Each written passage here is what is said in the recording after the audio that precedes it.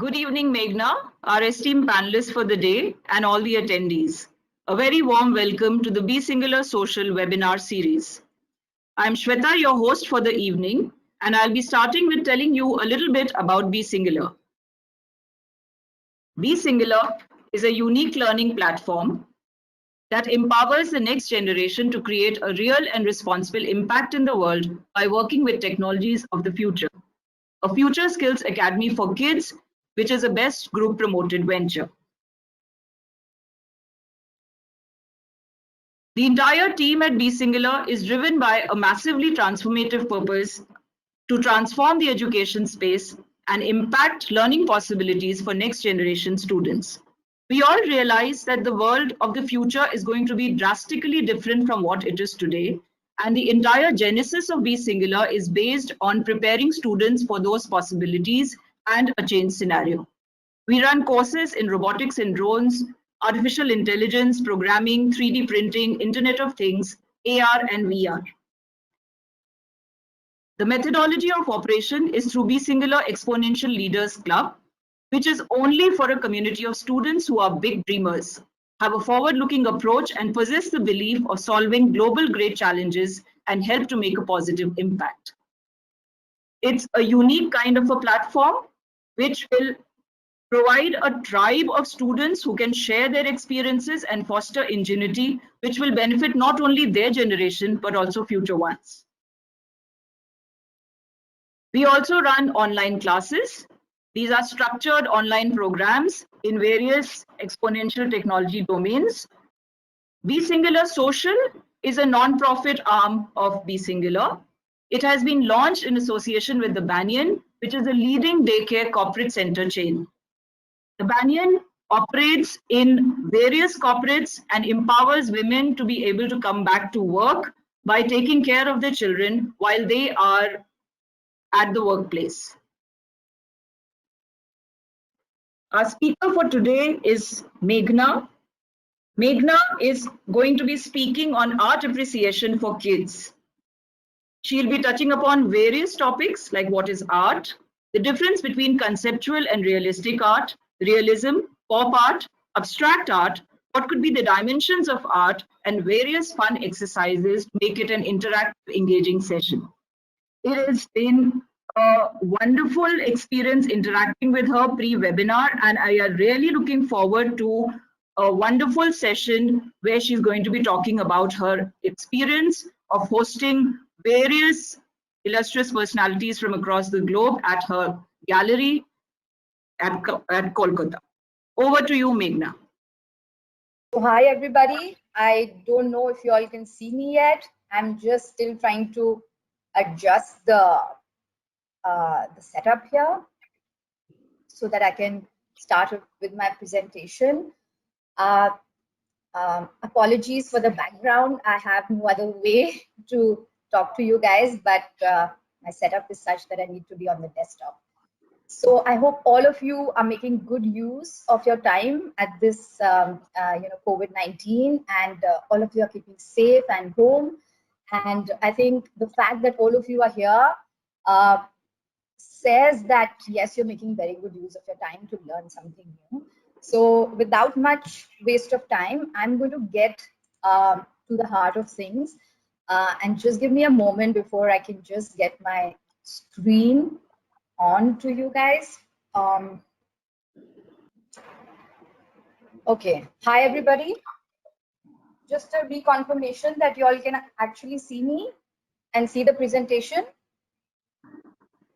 Yes. All right, great. So let's start off. My name is Meghna Agarwala. I'm the founder and director of Gallery Kolkata, like Shweta's already introduced me. And I'm going to keep this a light and fun session because there are a lot of children who have enrolled, and it is primarily for them to keep them occupied. So let's start off, people. What is art? Do you think the image on the left with a banana which is taped on the wall, do you think that is art, or the one on the right hand side is art?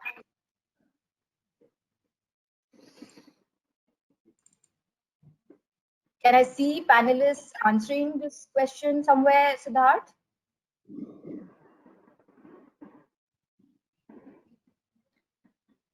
No, no, Meghna. And Okay. you are live, so we will need to keep the background shut, please. The people moving around in the background. Oh, okay. Sorry. But can I interact with the attendees? No, we told you that it will be a Q&A session at the end of it, so they will be sending All their right. questions. All right. All right. And you are live. All of this they can view. All right. No problem. No problem. Sorry, folks. So what do you think is art? Is the one on the left-hand side art, or the one on the right-hand side, a painting, a portrait of a woman, is that art? Like, I know most of you would say no, the one on the right-hand side is art. But to tell you, both of it is art. So one of them is a conceptual art and the other is a portrait and realistic art. So what is conceptual art? Where does conceptual art originate from? So this was a movement which happened way back when artists got fed up of just imitating reality. What art really was and what we know it as these days is when we start painting, what do we paint? We will paint what we see, right? What is realistic to us.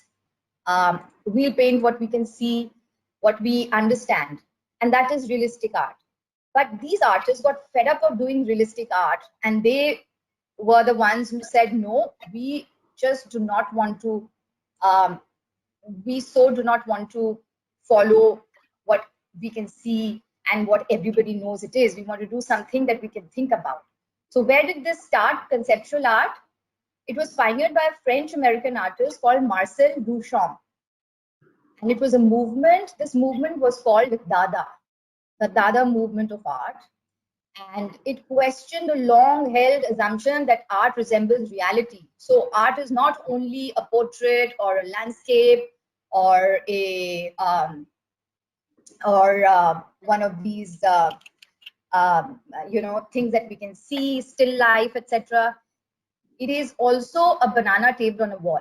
So these artists brought about that movement where they were interested in ideas and not visual products. And so Dada used this. Dada was a concept where they used ready-made objects to project as art. And what is that? What is banana? It is a ready-made thing that you can just go get it from the market and project and show it as art, as an idea, as a concept.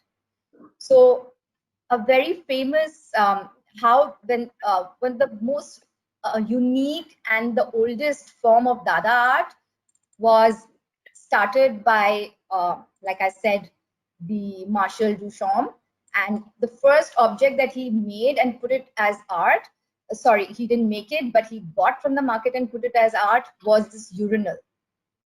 So this, he just got a urinal and he just turned it over, he signed it, he dated it, and he just named this whole concept fountain. Now, how many of us would say this is art?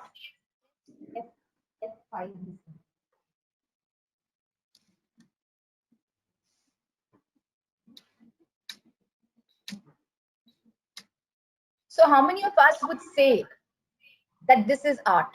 Most of us would be like, how bizarre is this? Why a urinal? And we'll take it as art and actually appreciate it. And this happens to be in the collection of some museum. What bullshit is this? But it did go on to become a movement where a lot of artists started discarding realistic art, portraiture art, landscape art, anything that they could see, and started working with concepts. So today, if you walk into any museum, if you walk into any art exhibition, if you walk around, you can let your imagination run wild and have a concept behind your artwork rather than painting something which is real. Now, what is realistic art? In the previous images, we had seen this portrait of a woman, which is realistic art. This is something where a woman is posing, she's sitting, an artist is perhaps painted her, right? So this is realism. What is realistic art? It imitates reality. It's seeing an object and painting it. it is easy to relate to. We all can see a woman and relate to a woman, right? It's everyday objects and sceneries which are around us. It could be portraitures, human figures and houses, landscapes, trees and flowers around us, or everyday objects that we use like chairs and tables and vases, utensils, pots, anything. That's called realistic art. Now, what are the different kinds of realistic art? We have on top a still life, and we have two women below. So the one which is below is portraits. It's because it is a portrait of a person, is called portraits. And still life is above, the painting above, which is an assembling of objects which don't really particularly are human, but they have life, but at the same time it's still, there is no movement in them. So that these are the two kinds, two kinds of realistic art. Apart from landscapes, landscapes are again another form of realistic art, right? You see, you go out and you sit down and you start painting what you see. It's a landscape, it's a beautiful river, there are trees around. We have done, all of us have done landscapes, right? What we start off painting is really the mountains, the sun, the houses, and a couple of figures around it, right? So that is realistic art. We've been painting realistic art from our childhood because that is something that we can relate to the easiest. Now, what do you think? What kind of art is this? Is this realistic? Is this a landscape art? Or is it both? I know you can't answer back, but just think about it. While I'll tell you that this is both a realistic art as well as a landscape art. It's realistic because you can relate to this, and it's landscape, so this comes under the realistic art category. So it's both realistic and landscape. Meghna, do you want to switch on your webcam? I don't know. I can't see myself. Okay, carry on.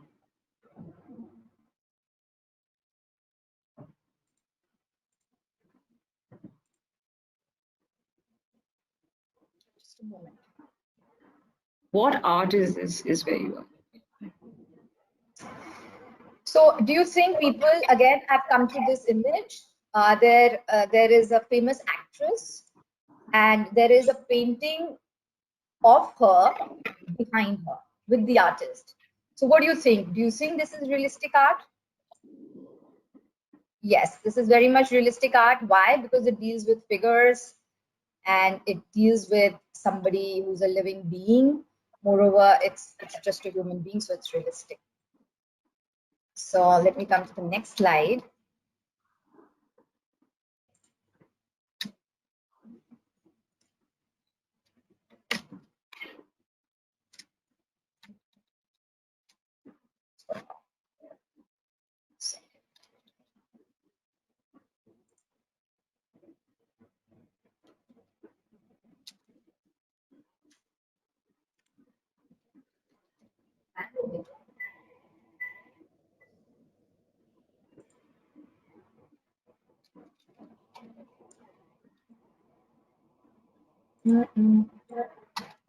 Oh yeah.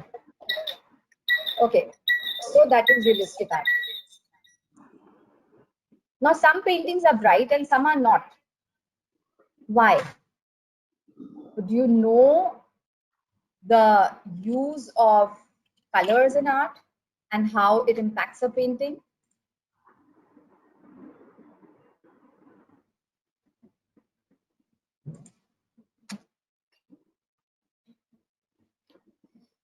So because one second, because an artwork can convey the mood of a painting, what the artist is trying to say.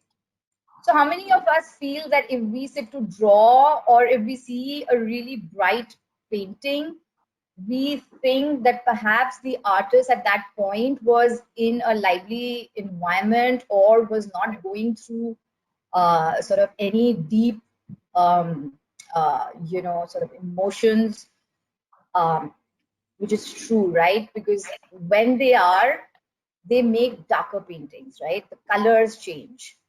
So on the left is a work by Picasso, a very famous painter, and on the right is a work by Roy Lichtenstein, a very famous artist. And you can see that Roy made this painting at the time where America was really prospering. There was a lot of prosperity, people were happy, there was pop culture, people were buying things, there was consumerism, so they were shopping, enjoying themselves. So this kind of depicted, the colors depict that kind of happy mood, you know, of the people. And what about this? Again, do you think that the artist's mental state makes him choose the colors? Perhaps yes. This is by Leonardo da Vinci, and when he painted it, he was in a more somber mood. So when do they choose bright colors? When they're more upbeat and happy, perhaps, right? Now, the exact opposite of realistic art is abstract art. Like a lot of us children also start off, they don't want to do figures, they just splash colors on the canvas, on the paper, and they're just blobs of color. And we think that that is not art. We debate a lot of paintings that are sold today that this is not art and it doesn't warrant the kind of price it fetches. But no, that is also art. And where did this abstract form of art start? What is abstract art? It started as a movement which was called abstract expressionism. And this was a movement that started in New York City around the year 1920s and 1930s. Artists were like, they were fed up of figures, painting realistic art, and they started considering painting figures and human figures and figures of women outdated. That they started saying, oh my God, this is so done. It's such an outdated concept. Don't we all like find outdated things horrible? Like if we have to pay, if our parents make us wear clothes which are like, which was last season or something that is not in fashion, we don't want to wear it, right? So things get out of fashion in art too. So here these artists were like, oh my God, this is so overdone, all the figures, all the landscapes, all the things that we can see. What is great about it? We don't want to do figures. We just want to play with colors. So comes out abstract art. And so these artists, they started exploring and creating abstract art with different mediums, different kind of paints. They didn't necessarily use just paints, like proper paints. They could also use tar. They could use paints that were used for painting houses. They could use various other elements. They could find maybe twigs from trees and make push that also into the painting. And a lot of times these paintings were huge. So they were so big that the artist really needed to actually just put it on the ground and paint on the ground, like on the floor. The canvas would be on the floor or the paper would be on the floor, and the artist would go all around it and paint, and see how it comes out. So one of the biggest artists of abstract expressionists was Jackson Pollock.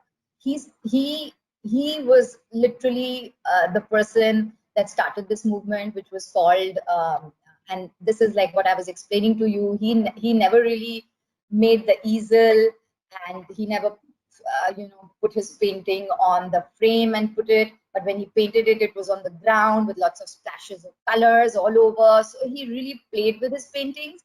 And we would feel that maybe these artists didn't have a method and they just put, like, that's what we feel, right, about abstract art, that, oh my God, these are people who just throw any amount of color on the canvas and it is considered art. What rubbish.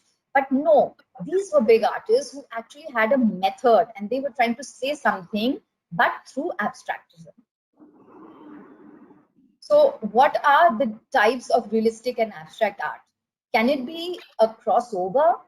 So we see many a times we see artworks that also are abstract, but at the same time you see that there is some kind of structure, and you see like a figure coming out from somewhere, and so you wonder, what is this? Sometimes we feel like, is this realistic or is this abstract? Because it's not completely realistic. Maybe you can't like completely make out the eyes, the nose, or like a very clear image of a tree or a clear image of a flower or anything, but at the same time it's not completely abstract either.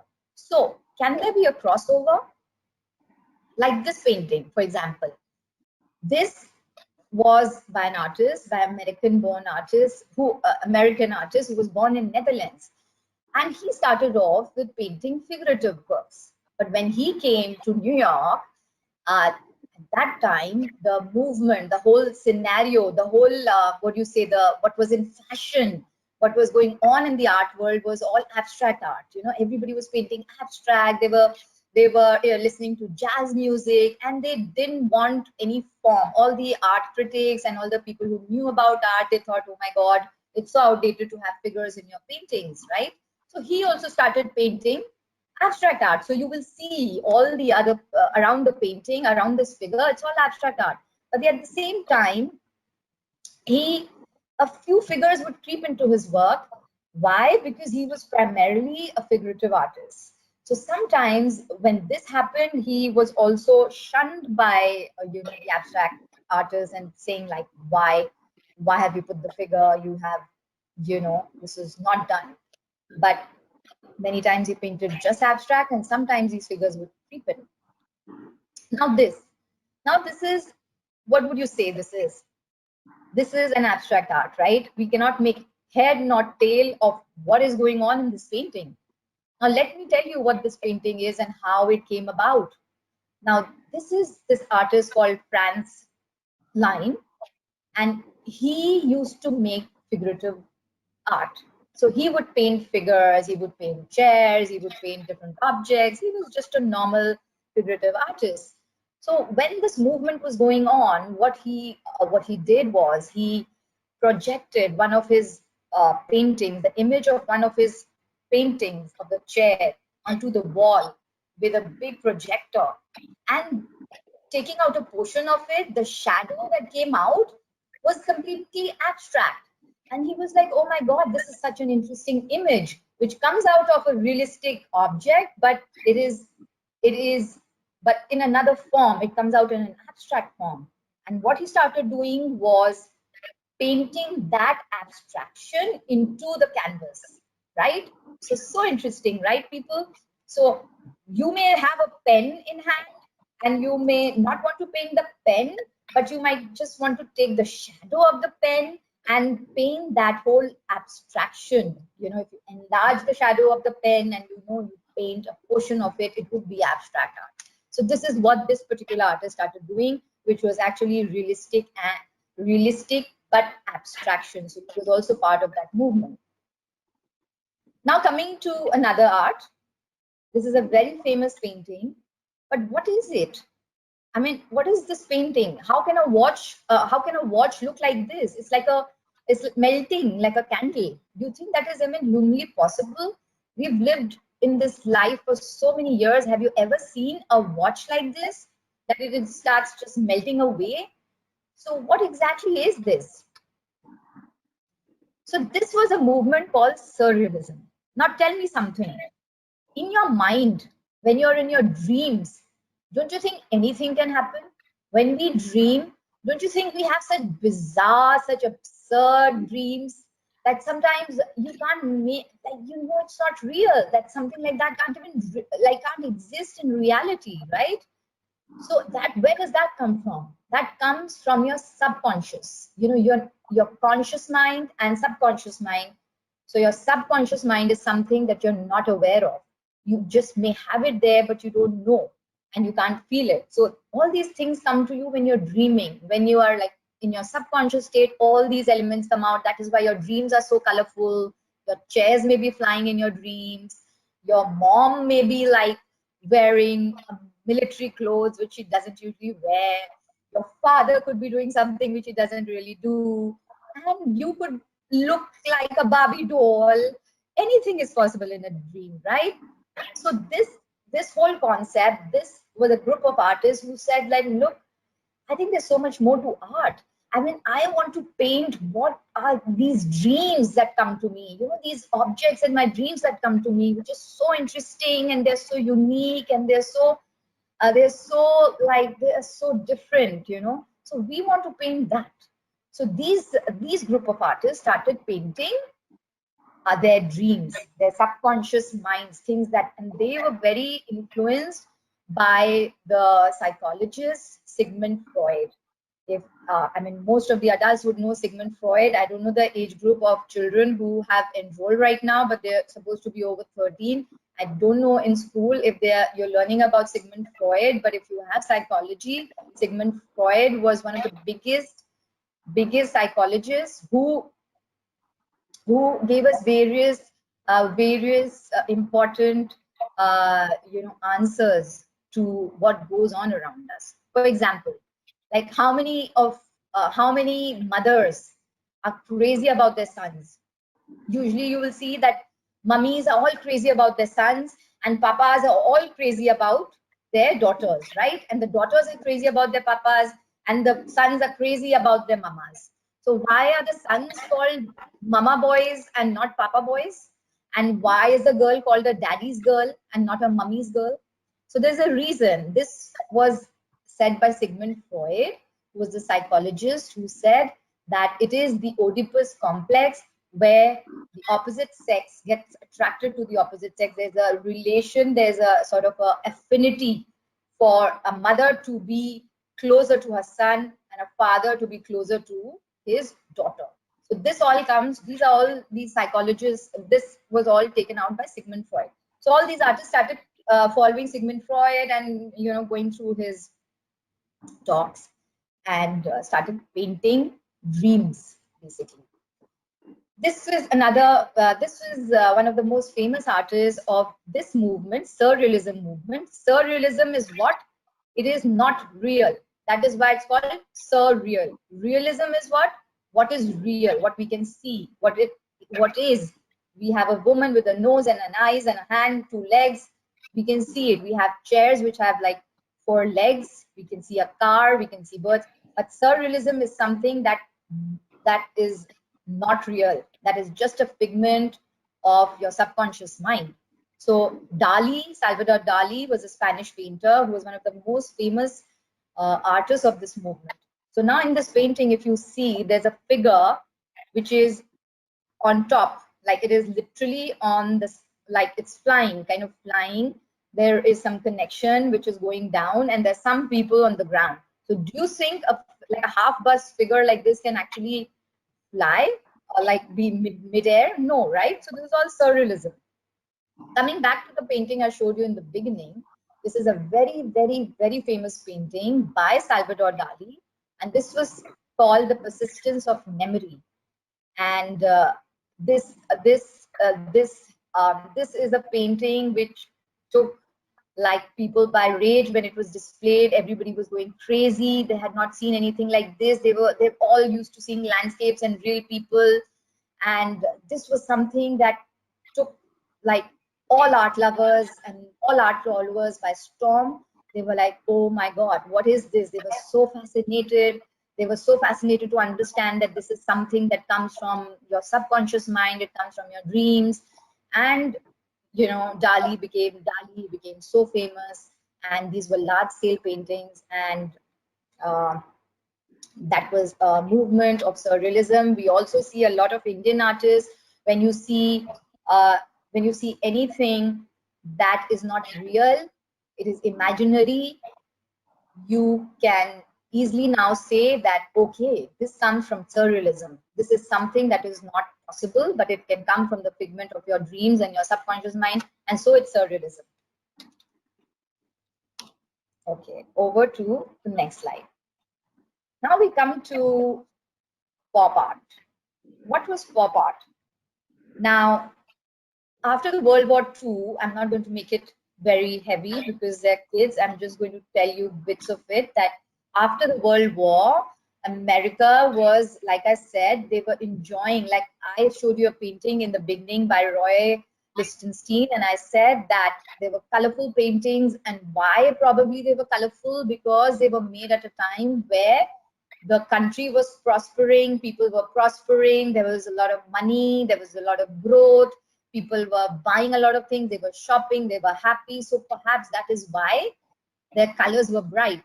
So this time gave rise to a movement called pop art, because people were listening to music like rock and roll. All of us know, right? What is rock and roll? Bowl baby bowl.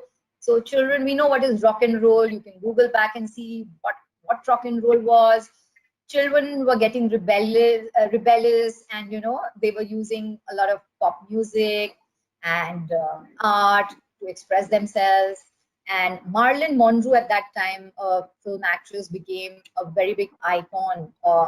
She was like one of the biggest film stars. So what these artists who were painting pop art, they mirrored what was around them.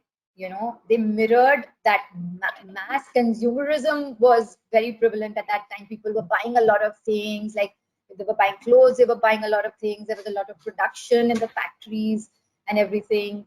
And so the artists started painting what they were seeing around them, and so basically, a few things about pop art is it started from 1950 to 1960. American moved to suburbs.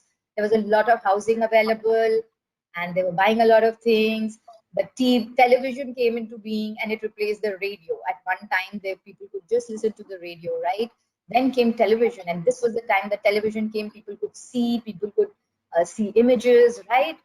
And the two biggest artists of this pop art were Andy Warhol and Roy Lichtenstein, who we are going to talk about in the next slide. Now, this is what a painting by Andy Warhol looks like. Why he made this image? What is this image? This is the image of Marilyn Monroe, a film actress. In today's time, when I showed you earlier, if you remember my earlier slides, remember there was a Vidya Balan painting which was which was painted. She's a famous actress of today's times, and at that time in America, Marilyn Monroe was one of the most famous artists. So why did the artist put her image in the painting?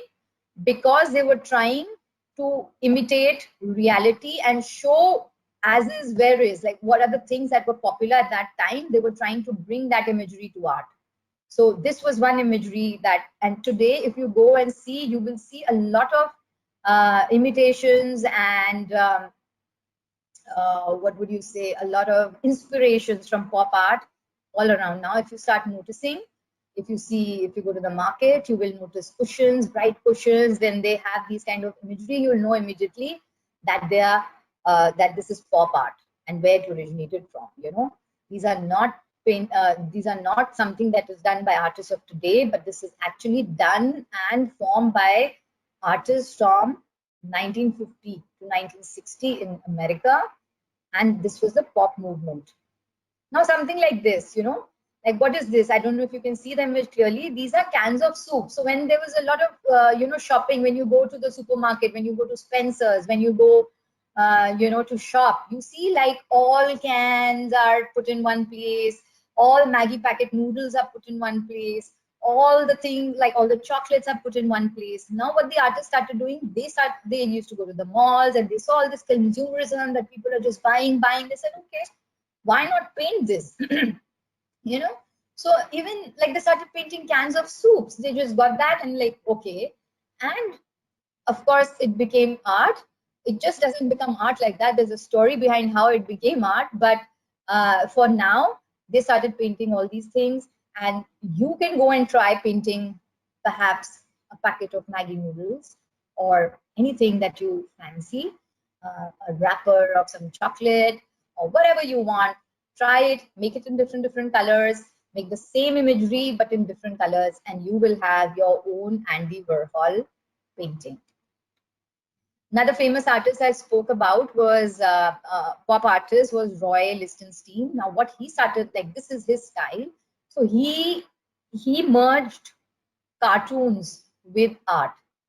So children, all the kids who are really fond of cartoon, that is also art, It is not that cartooning is not art. And this was made prevalent by Roy Lichtenstein and artists like him, who actually used imageries of cartoons in their work. And so he was also an icon of pop art. And basically, he started doing commercial printing. So this pop art was a little bit more commercial. It was not only that, okay, there's just one painting, Mona Lisa, and it is worth so many, you know, we know that sometimes only one painting of an artist is so expensive, and there's just one painting. But they were like, no, we are not going to go into just one painting. That period was where there was a lot of mass production of things. You know, there were lots of things available. People were buying clothes, soup cans, eatables, cars. So like there was so much of everything. So they said, why not have so much of art as well? So it was more, you know, started with that movement where there was a mass production of things, and that is why it was not left to just like one painting. So what they did was actually many times painted it and printed it. And so you know how it is with prints today. When you have a digital camera today, we are also doing the same thing. We can print a lot, many images, right?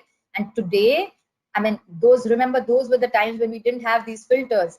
Today we have something similar, right? We have filters, so we can have a black and white picture, we can have the same picture in sepia, we can have the same picture in pop art. Now when you go back to your phones, smartphones, you will notice that if it says pop picture, you will know what pop picture is going to look like. It's going to look a lot like Andy Warhol's painting, where they'll have yellow and bright colors, right?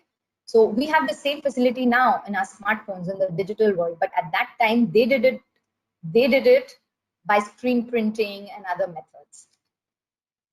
So now there's an exercise, small exercise for all of you. I would love you to make a self-portrait of yourself in the Roy Lichtenstein's pop style.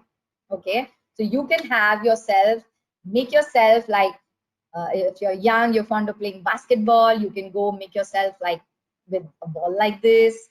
And if you are a reader, you can just make something like this and, you know, have a book in your hand. And if you're a thinker, you could do something like this. For the men, they can have their own thing. You want to play football, you make your imagery with a football or whatever, and add a little bit of a script of what you're thinking. And voila, you have this painting which you can display in your house, which looks a lot, which is the same style as Roy Lichtenstein. So this is an exercise I would love you all to do. And if you can share what you all painted later with me, I will leave my email ID. That'd be brilliant. And for Andy Warhol, you could try something as simple as this. You know, you have paint in your hand, paint it on different color papers, and see, you have an Andy Warhol, and you can get as creative as you want and make your own Andy Warhol painting. So now you know where this image comes from. What style is this? This is an Indian artist. This is a heroine we all know, Vidya Balan, and this artist painted her in the Andy Warhol style, which is pop art. In the style of pop art, he made Vidya Balan the film actress. Just like Andy Warhol had made Marilyn Monroe, he made Vidya Balan. So you can see that all the images are the same, but then different colors, right? So now when you see something like this, even when you see things around you, you'll be able to immediately say that, oh, this is pop art. When you see something with cartoon, and this pop colors, you'll be able to say, oh my God, this is taken from Roy Lichtenstein's style of art. So what are the things that we have discussed up till now? Let's just do a run through. We discussed what is conceptual art. We discussed that a banana that is pinned to with a tape to the wall is also conceptual art. And this was a real art which was displayed in last year's Miami Art Fair, which sold for $12,000. So yes, somebody bought a banana, somebody bought 3 bananas, like edition 1, edition 2, edition 3. So there's a lot of talk about, I know you will not understand right now that how can somebody buy a banana, it will ultimately rot on, you know, and yes, it will rot, but that is for later. But that banana was sold. And so we've discussed conceptual art, the Dada movement. Who started the Dada movement was started by Marcel Duchamp. How he started it, he actually took a urinal, he turned it around, he just signed it and he called it the fountain. Why he got about this movement was because they were fed up of realistic art. Although he was a painter who actually painted realistic figures at one time and was very famous with that also, he decided that no, art for him is more about ideas and concepts than realism. So it is not that these artists, you know, are flop artists. A lot of people say, oh, somebody who doesn't know how to paint will just take a banana, tape it on the wall. Or somebody, no, these were all very good artists. They were all trained artists. If you would ask them to paint, they would paint brilliantly. But they chose to do something and bring about a movement which they thought was essential in that time and what they felt. So that. What else have we discussed? We've discussed realistic art. We've discussed realism. That is very simple. We've spoken about it many times. Realism is what? I mean, your faces, your trees, painting something that we can understand and see. What is the use of colors? We've seen the use of colors, like a very bright color is perhaps painted in happier times. When something deeper, darker colors are used, perhaps the artist painted them in more trying circumstances. When they, like, when are you sad? When you're sad, you know, you're not going to wear a red t-shirt and roam around, right? You will feel like wearing something more, maybe a brown, maybe, you know, something like a cream color dress or something. But so the moods affect the colors that you bring about in your artworks, around you know, around yourself. So that's very important. So bright colors and the moods and the subconscious mind. So with the subconscious mind, what comes around is surrealism. We spoke about. Then we of course discussed use of color. We discussed the opposite of realistic art, which is abstract art. Where did that originate? Abstract expressionism. That was again a movement that started off in New York City in America.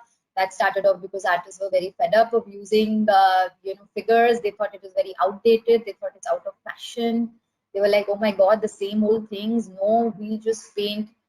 We will paint something with meaning, but it will not have figures in it. And that is how that whole movement came around. Then we discussed surrealism. What was surrealism? Surrealism comes from your dreams. It comes from something that may not be true. It is something like a watch which is like leaking. It is something like you and me flying in the air and we are painting it. It's not possible. We don't have those powers to fly in the air, but we have those powers in our dreams, right? In our dreams, we could be doing anything. So that is what we do in surrealism. And then there's pop art, Andy Warhol and Roy Lichtenstein, right? Now I'm going to run you through a very short thing on Indian art, our great monuments, great paintings and objects. That is also art. Folk art, rural art, modern and contemporary art. One of the most major civilizations or oldest civilizations of Indian art was what, people? The Indus Valley civilization, which was formed in 3000 to 1000 BC. There were two very famous sites. I think most of the children, you must have studied in history, Mohenjo-daro and Harappa. And how does that get connected to art? I'm just going to tell you. How is that relevant in today's times? I'm just going to tell you. So where is Indus Valley civilization today? It is not in India. It is somewhere in Pakistan. It is in Karachi somewhere. So you see Mohenjo-daro and you see Harappa, although it was a part of India at one time, but now it is no longer part of India. It is no longer part of India. And now after the partition, after India and Pakistan separated, it falls in the region of Pakistan. Here is Harappa and Mohenjo-daro. Now, what are the influences that shaped Indian culture? Our Indian culture, our land, our country was open. It didn't have any borders. So there were a lot of, except the Himalayas, there was nothing really to stop people from coming in. So there were a lot of invaders, traders, monks and travelers who came into our country to do their own spiritual journey. And this whole thing changed the Indian culture and it made it richer and it made it more sort of diverse. See, this is a map I have of that there were no clear boundaries. You know, you see Mohenjo-daro and Harappa, but at that time you see that there's no clear boundaries. That is how people could easily come, and that is why India was invaded so much, right? We were we were invaded and dropped, and a lot of dynasties that came around because of this. Now, one of the oldest painting in India, you know, the oldest form of Indian painting, where do you think it was found? It was found in the historic caves of Bhimbekta, you know, and it dates like 2000 BC, 20,000 BC. So this was when, and you'd see that so many years back also people knew and they used to paint. Oh my God, where did they get the colors from? There are paintings inside the interior and exterior walls of the Ajanta caves, you know. So that just shows us that after like so many years ago, people started painting. All these kind of paintings is like these are all mural paintings. This is mural painting because it is done on walls, it is done on large surfaces, it is done on rocks. Because obviously at that time they didn't have anything else, right? They used to just paint on the rocks. And these were called mural paintings. So what were the different kinds of paintings that Indian art really had at that time? Mural paintings that was done on walls and palaces and havelis and temples. We all go, right? Everywhere to palaces. We go to Rajasthan, we see so many paintings on the walls. What is that? That is mural painting. Then we have manuscript paintings, which are what? Like when sometimes we see a painting with something written on it, and these are manuscript paintings. And then the miniature paintings, like when we go to Rajasthan, we see these smaller miniature paintings. I'm just going to show you the slides in a minute as to how, what those paintings look like. But before that, what was the main theme of Indian art? Mostly, what was the main theme was all religious. You know, there were Hindus, Buddhists, Jainism. And that is why if you see around you, when you go to temples, you go everywhere, they're mostly gods and goddesses that are depicted. You know, that was the major form of Indian art because they just painted religion and gods and other objects also around them. Also, common life was painted and depicted in the form of paintings and sculptures. And okay, let me go to a slide where I can actually show you, see the manuscript paintings. They look like this, where they had like images and scripts. These were the miniature paintings where they depicted rajas and ranis and scenes from, you know, courtrooms, and they were actually commissioned by royals, mostly kings, for, you know, the artists to paint. And I wanted to show you mural art, but yeah, you have an example of that in the earlier slide which I showed you, like on the rock and things like that. The themes we've discussed. Now we come to Indian sculptures. See, these are the Indian sculptures, and they were made in stone, bronze, terracotta, clay. Now this is the left hand side is stone, this is bronze, this is terracotta, clay, and you know, this was one of the oldest form of sculpture which was found in the Mohenjo-daro area, and it is the sculpture of a dancing girl. So imagine, it was a bronze sculpture which just shows that even so many years back, 2300 to 1750 BC, people actually made bronze sculptures. They knew how to do it. They made terracotta sculptures, and they made you know, paintings as well. So this is what we know. Also, geography has a very important part in Indian sculptures. If you see, like the first image of a Buddha is from the Gandhara, you know, area region, and the middle one is from the Mathura region, and the extreme right hand side is from south. So you'll see the same image of a Buddha is very different from 3 different regions because of different influences. The material that they used was something that was found in that particular region. Suppose there was a stone found in abundance in the Gandhara region, so they made the sculptures of stone. Suppose bronze was found in abundance or in down south, they made their sculptures in bronze. So all these things also affected the look and feel of the sculpture. Dancing girl, we discussed, manuscript paintings, miniature paintings. There were a lot of, the earliest form of sculptures that were found were the Ajanta Ellora caves, and you know, look at the way this has been carved out from stones directly. The We are running out of time, Meghna.